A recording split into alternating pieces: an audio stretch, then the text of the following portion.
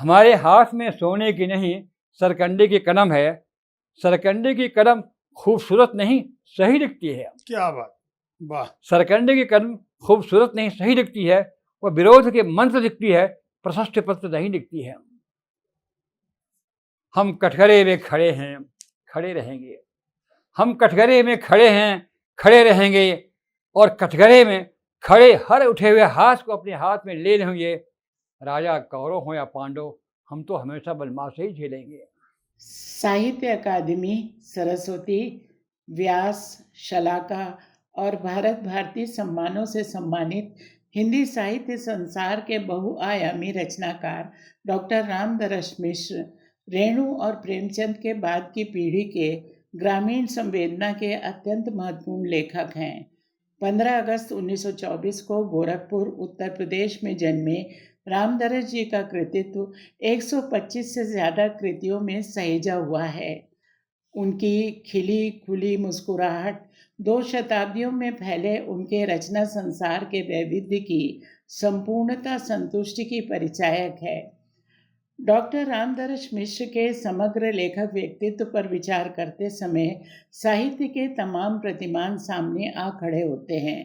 उनका निजी व्यक्तित्व, कवित्व, किस्सा गोई, गज़ल गोई, गद्य वैभव, संस्मरण, ललित निबंध, यात्रा वृत्तांत और उनके गीत सब मिलकर एक ऐसे लेखक की तस्वीर बनाते हैं जिसमें सदियों की पीड़ा, आह्लाद, उत्सव, रोज बदलती दुनिया के अनुभव और साहित्य के प्रगतिशील मूल्य एक साथ मौजूद हैं। रामदरस मिश्र ने इंटरमीडिएट, स्नातक, स्नातकोत्तर और डॉक्टरेट काशी हिंदू विश्वविद्यालय से किए। 1956 में सयाजीराव गायकवाड़ विश्वविद्यालय बड़ौदा में प्राध्यापक के रूप में उनकी नियुक्ति हुई। 1964 में दिल्ली विश्वविद्यालय में प्रोफेसर नियुक्त हुए। जीवन के 8 दशक लिखने पढ़ने में गुजार देने के बावजूद डॉक्टर रामदरस मिश्र का अपनी मिट्टी से नाता गहरा ही हुआ है। 20वीं से 21वीं शताब्दी तक के उनके रचनात्मक सफर में दोहराव नजर नहीं आता। शिल्प का तिलिस्म रचने के बजाय रामदरस जी की रचना शैली में अनुभव की सघनता अपनी सादगी की संपन्नता से पाठक को बांध लेती है।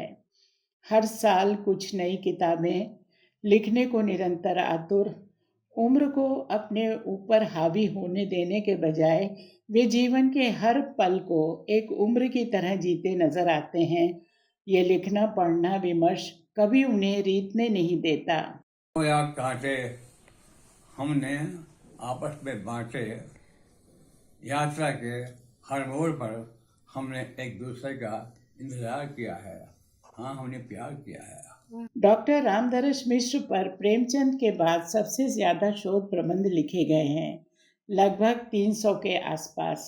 उनकी खुद की 125 से ज्यादा किताबें विभिन्न विधाओं में प्रकाशित हैं। कहानी, कविता, उपन्यास, गजलों के बावजूद मूल संवेदना उनमें कवि की प्रमुख है। रामदरस जी बोलते हैं तो लगता है कि साहित्य की एक सदी बोल रही है। अपने संस्मरणों को उन्होंने सहचर है समय नाम दिया था। वास्तव में वे समय के सहचर हैं। जब मुझे अक्षर ज्ञान कराया जा रहा था तो मुझे नहीं हो रहा था ज्ञान। भाई साहब ने कराया होगा, मजले भाई ने कराया होगा, पिता ने कराया होगा, तो मेरी पकड़ में नहीं आता था। तो लोगों ने ऐलान कर दिया कि जाओ, ये पढ़ेगा नहीं, निकम्मा रहेगा। अब ये खतरा था, अगर मैं छोड़ दिया गया होता तो आज ये न होता। सही। लेकिन माँ ने कहा नहीं, ऐसा नहीं है। माँ साक्षर थी। तो जाड़े की सुबह थी, अलाव ताप रहे थे हम लोग, तो माँ ने अलाव की राख निकाली, ठंडा किया, मेरी उंगली पकड़ी, कहा बेटा लिखो क। लिखा क। अब माँ की अंगुलियों से अक्षर झड़ते गए, मेरी अंगुलियों में आते गए, मैं साक्षर हो गया। क्या बात। क्योंकि माँ ने आहिस्ता आहिस्ता बड़े प्रेम से समझाया। तो उसके बाद मैं काफ़ी अच्छा विद्यार्थी रहा। हाँ। हमेशा मॉनिटर रहा अपने क्लास में। हाँ। ऐसे ही संकट आते गए हाँ। और संकट का समाधान होता गया। डॉक्टर रामदर्श मिश्र की रचनात्मक दुनिया में अनेक कहानियाँ और 16 उपन्यास शामिल हैं। 1950 के आसपास कहानियों में आए मिश्र जी ने किस्सा गोई की प्रेमचंद वाली लीक अपनाई। उनके निकट कहानी का अर्थ था पठनीयता। समाज के सुख दुख को रचना में सहेजते रहे। उनकी कहानियाँ प्रेमचंद के बाद के गांव का आईना है। उनका कथाकार गरीबों, बदहालों, बूढ़ों, स्त्रियों, दलित पात्रों का पक्षधर बना दिखाई देता है। जमीन, सर्पदंश, एक वह, नेता की चादर, सड़क, विदूषक, माँ, सन्नाटा और बजता हुआ रेडियो उनकी बहुचर्चित कहानियां हैं। रामदर्श मिश्र की कहानियों की परिधि व्यापक है। उनकी चिंताओं का फलक विस्तृत है, लेकिन एक बात पर उनका जोर बराबर बना रहा, कहानी की पठनीयता। किस्सा गोई बड़ी जीवंत है। तना हुआ इंद्रधनुष, भोर का सपना, पड़ोस की खुशबू, घर से घर तक, देश यात्रा उनके यात्रा वृत्तांत हैं।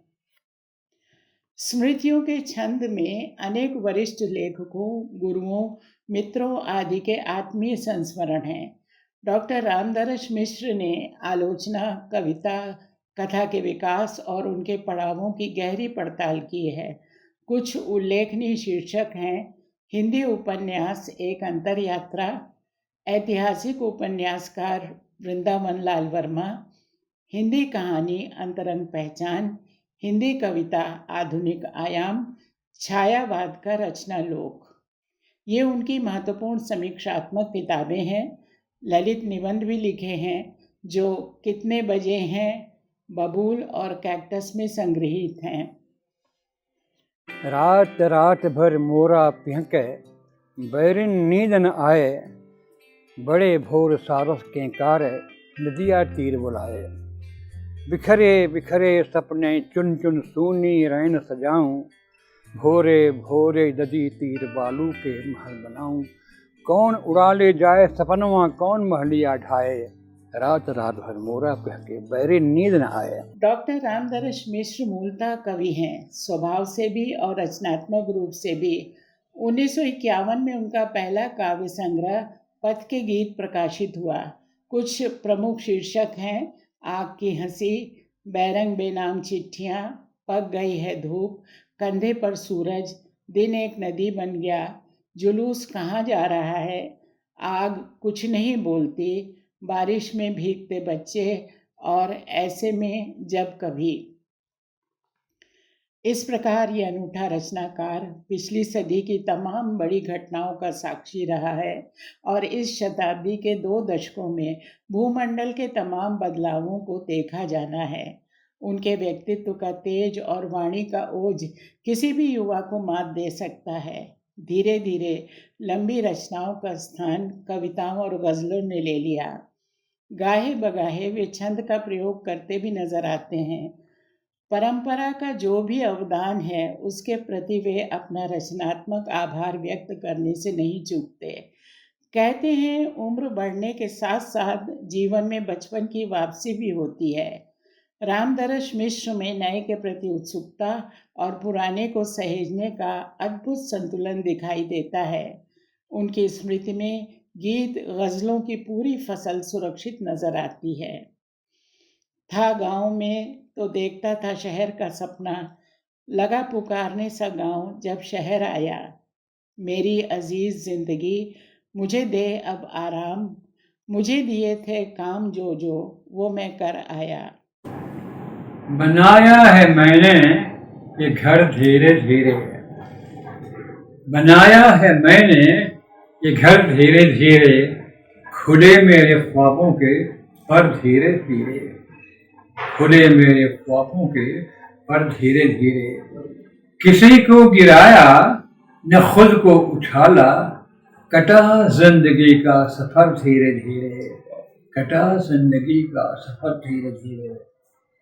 जहां आप पहुंचे छलांगे लगाकर, जहां आप पहुंचे छलांगे लगाकर, वहां मैं भी पहुंचा मगर धीरे धीरे, वहां मैं भी पहुंचा मगर धीरे धीरे।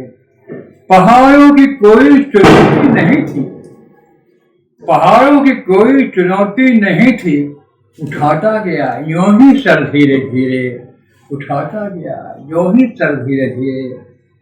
गिरा मैं कहीं तो अकेले में रोया, गिरा मैं कहीं तो अकेले में रोया गया, दर्द से घाव भर धीरे धीरे गया, दर्द से घाव भर धीरे धीरे। न रोकर न हंसकर किसी में उड़ेला, न रोकर न हंसकर किसी में उड़ेला, पिया खुद ही अपना जहर धीरे धीरे, पिया खुद ही अपना जहर धीरे धीरे। जमीन खेत की साथ लेकर चला था, जमीन खेत की साथ लेकर चला था, उगा उसमें कोई शहर धीरे धीरे, उगा उसमें कोई शहर धीरे धीरे। मिला क्या न मुझको है दुनिया तुम्हारी, मिला क्या न मुझको है दुनिया तुम्हारी, मोहब्बत मिली है अगर धीरे धीरे, मोहब्बत मिली है अगर धीरे धीरे। बनाया है मैंने ये घर धीरे धीरे, खुले मेरे ख्वाबों के पर धीरे धीरे। गज़लें रामदरश मिश्र की रचनात्मकता का नया विस्तार हैं। हिंदी गज़लों का रुख जो दुष्यंत कुमार ने मोड़ा और जो एक नई परंपरा का आगाज हुआ, उसी परंपरा की एक कड़ी है रामदरश मिश्र। अब तक उनके कई गज़ल संग्रह प्रकाशित हो चुके हैं। बाजार को निकले हैं लोग, हंसी ओठ पर आंखें नम हैं, 51 गज़लें, तू ही बता ऐ जिंदगी, सपना सदा पलता रहा, दूर घर नहीं हुआ। उनकी गज़लों के 2 चयन बहुत लोकप्रिय हुए हैं, बनाया है मैंने ये घर धीरे धीरे और खुले मेरे ख्वाबों के पर धीरे धीरे। बाजार को निकले हैं लोग के साथ वे गज़लों की दुनिया में दाखिल हुए। गज़लें लोकप्रिय हुई, गीतों से फोकस गज़लों पर आ गया। आज प्यासी खड़ी इमारत है, कल यही था कोई कुआं यारों, दुनिया की बेशुमार दौलतें लिए हुए रोटी को परेशान सी 21वीं सदी। समय के बदलते मिजाज को रामदरस जी ने एक चुनौती के रूप में स्वीकार किया और खूब डूब कर लिखा। एक नज़र उनके गज़ल संग्रहों के शीर्षकों पर डाली जाए तो उनकी दृष्टि और सृष्टि की मौलिकता को रेखांकित किया जा सकता है। गहरी मानवीय संवेदना, शब्दों की सादगी, जीवन के मामूली से लगते प्रसंगों में सार्थकता पकड़ती उनकी दृष्टि। आया था जिस गुफा से निकलकर उसी में क्यों, पूछो तो आज लौट के जाता है आदमी। जोड़ता बचपन को था पशु पंछियों की पीठ से, आज नानी और दादी का फसाना है कहाँ। गज़ल इधर जिंदगी की दुश्वारियों से रूबरू हुई है, वो सत्ताधारियों के कारगुजारियों पर कांटे की तरह चुभती है। तभी वे गज़ल में कहते हैं, जी हाँ, वहाँ एक चौपाल थी, देखिए अब वहाँ कारखाना हुआ। और जब सियासत के शिकारी गांव में सफ़ेद पोश बनकर दाखिल होते हैं तो जनता के भीतर से जो भय उठता है, रामदरस जी उसे इस तरह बयां करते हैं। दादाजी, इन दिनों गांव में कुछ शरीफ जन आए हैं, न जाने क्यों इन्हें देखकर लोग बहुत घबराए हैं। सहम सहम के बह रहा है नदी का पानी, हवा बाहर की कैसी डरी डरी सी है। उनकी गज़लों के विषय बहुरंगी हैं। जीवन के कार्य व्यापार से जुड़ी छोटी बड़ी अनुभव यात्रा के कुछ बहुत चुभते हुए प्रसंगों को उन्होंने गज़लों में जगह दी है। बस गया हूँ दोस्तों दिल्ली शहर के बीच यूं तो, घर मेरा अब भी वही, हाँ वही गोरखपुर ज़िला है। हम हैं, तुम हो, हम हैं, छोटे छोटे सुख क्या कम हैं। रामदरस मिश्र की गज़लों का संसार खासा भरा पूरा हो चुका है। गज़लों की खूबी यह है कि जो पढ़ता है उसमें अपनी बात पाता है। इस मायने में उनकी गज़ल यात्रा गज़ल के मूल प्रवाह की सहयात्री कही जा सकती है। वक्त को बहुत नज़दीक से बहुत लंबे समय तक देखने के बावजूद रामदरस जी अपनी सादगी से उसके झंझावातों के प्रहार झेलते आए हैं।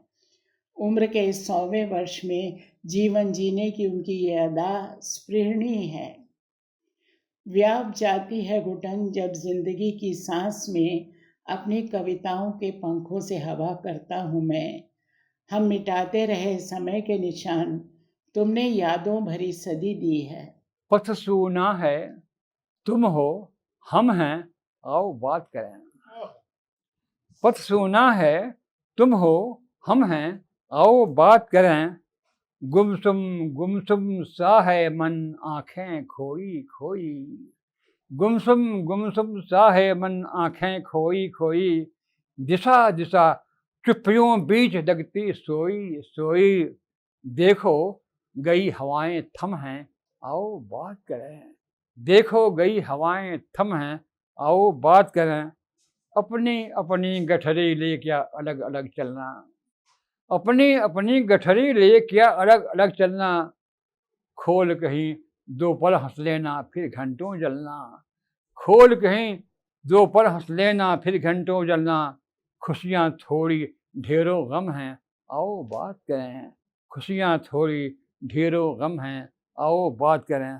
कहते सुनते सुनते कहते दिन कट जाएंगे। कहते सुनते सुनते कहते दिन कट जाएंगे। हंसी हंसी से आंसू बट जाएंगे। हंसी हंसी से आंसू बट जाएंगे। साथ सफर की घड़ियां कम हैं, आओ बात करें। साथ सफर की घड़ियां कम हैं, आओ बात करें।